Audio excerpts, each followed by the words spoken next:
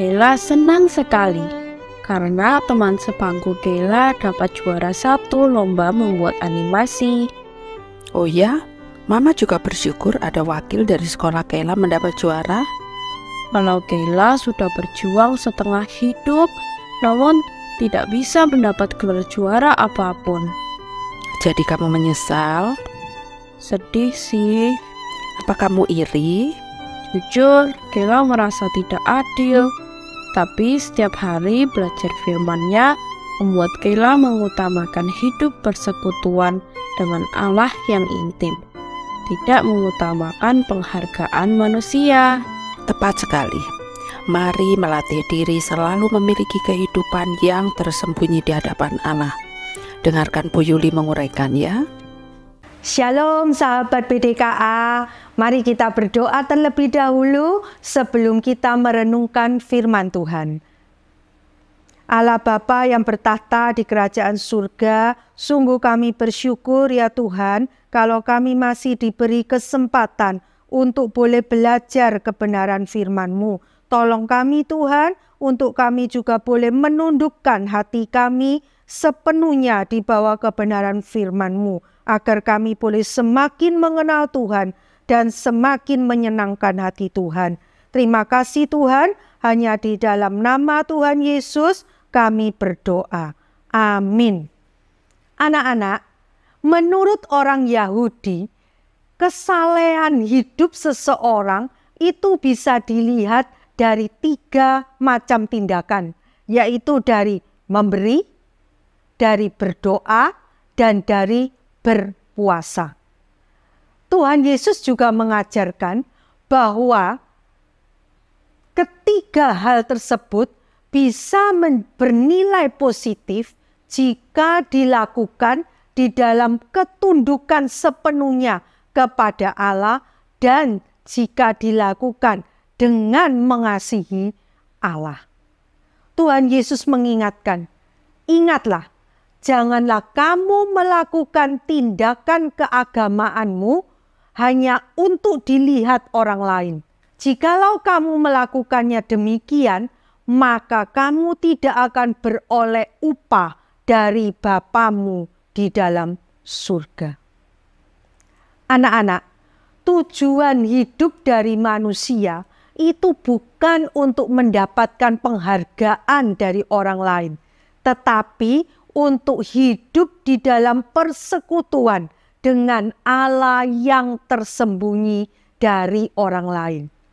Allah melihat hati atau batin dari manusia. Dan ketika Tuhan Yesus datang untuk kali kedua nanti, Allah akan memberikan pahala atas segala yang tersembunyi tersebut. Mari anak-anak, kita pelajari mengenai 3 tindakan yang tadi, memberi, berdoa, dan berpuasa. Pertama, memberi. Orang Farisi ketika memberikan sedekah, mereka itu mengumumkannya di tempat ibadah. Dan mereka juga mengumumkannya di lorong-lorong supaya orang-orang mengetahui bahwa mereka memberikan sedekah. Tapi Tuhan Yesus berkata bahwa mereka tidak akan mendapatkan upah dari Bapa di surga. Mereka sudah mendapatkan upahnya dari dunia ini. Yaitu apa upahnya? Penghargaan dari manusia. Mereka tidak akan mendapatkan kemuliaan bersama dengan Allah Bapa yang tersembunyi tersebut. Jadi sedekah harus diberikan dengan sembunyi. Hanya Bapa yang tahu yang tersembunyi tersebut yang akan memberikan penghargaan yang sejati. Yang kedua, mengenai berdoa. Orang Farisi juga berdoa di tempat ibadah supaya dilihat orang, juga di persimpangan jalan supaya dilihat orang. Mereka sudah mendapatkan upahnya atas doa tersebut di dunia, yaitu penghargaan dari manusia, tetapi mereka tidak mendapatkan upah dari Bapa di surga. Tuhan Yesus mengajarkan untuk kita berdoa di tempat yang tersembunyi, misalnya di dalam kamar yang tertutup, karena Bapa akan membalas apa yang tersembunyi tersebut. Tuhan Yesus juga mengajarkan untuk tidak berdoa dengan bertele-tele. Maksudnya memakai kata-kata atau kalimat-kalimat yang panjang dan banyak. Orang yang bertele-tele di dalam doa itu menunjukkan bahwa orang tersebut tidak percaya kepada Tuhan. Allah Bapa kita itu sudah tahu apa yang menjadi kebutuhan kita. Bahkan ketika kita belum berdoa sekalipun, Bapa sudah tahu. Dan Bapa akan memberikan apa yang kita perlukan menurut kehendak Dia. Tuhan Yesus mengajarkan doa Bapa kami, yaitu doa yang diucapkan seperti anak-anak yang berdoa, yaitu tidak panjang, tidak bertele-tele, dan penuh dengan kepercayaan.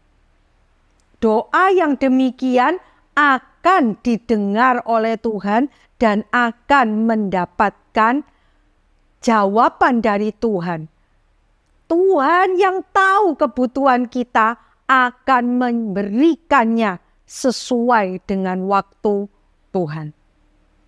Mengenai tindakan ketiga, yaitu berpuasa, orang Farisi ketika berpuasa, mereka akan memasang wajah yang muram.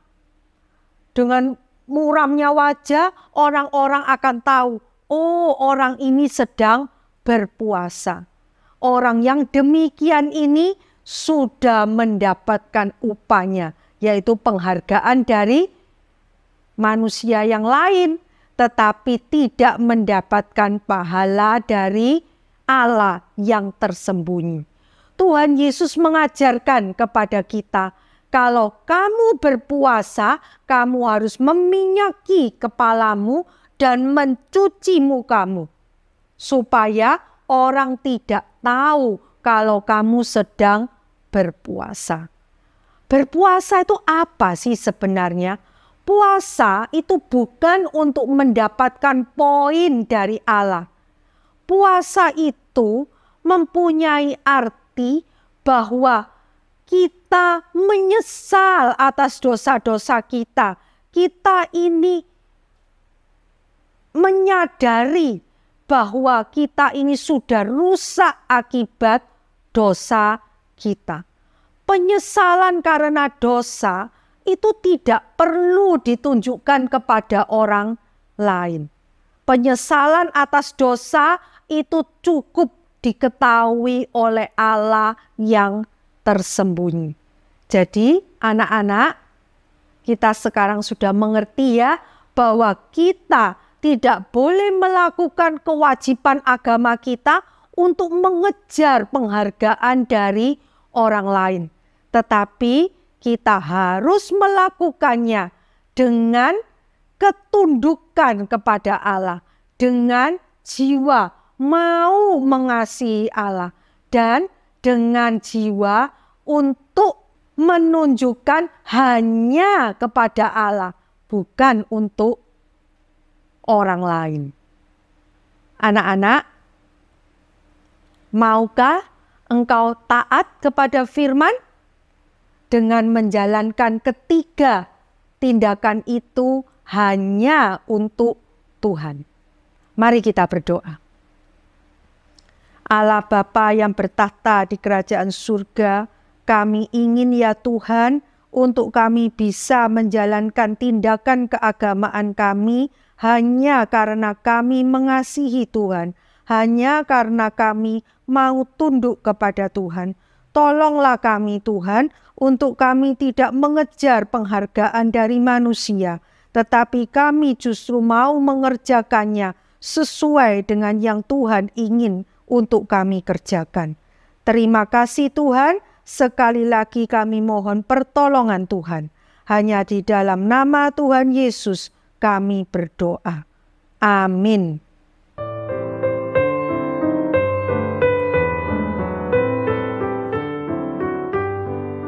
Takjub deh, Tuhan Yesus sudah memberi contoh bagaimana harus berdoa, yaitu seperti anak-anak.